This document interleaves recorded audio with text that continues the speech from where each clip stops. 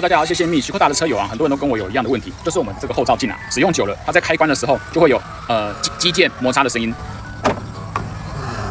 那么这个基本上是它这个里面接缝处啊，可能会有一些灰尘或是杂物纳垢，导致它的摩擦系数变高了。那我们其实是可以清洁跟润滑它，但是特别注意啊，我们要使用的不是这个一般的 WD-40，然后也不是这个电子接点清洁剂，其实我们要买的是这个干式润滑剂。好，那么它基本上就是这个里面呢，好有一些藏污纳垢的部分。那洗完车清洁干净之后，我们就可以喷这个干式的润滑剂。那我们先把它关起来，露出这个表面，让我们可以去喷它。好，接下来呢，我们就朝这个缝隙啊去喷这个干式润滑剂。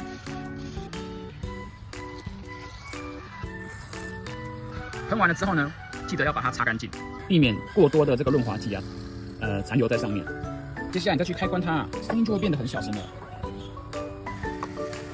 让它的润滑效果变得越来越好，它产生出来的异音啊就会降低喽。以上你学会了吗？什么鸟天气啊，雨一直下，猪一直叫。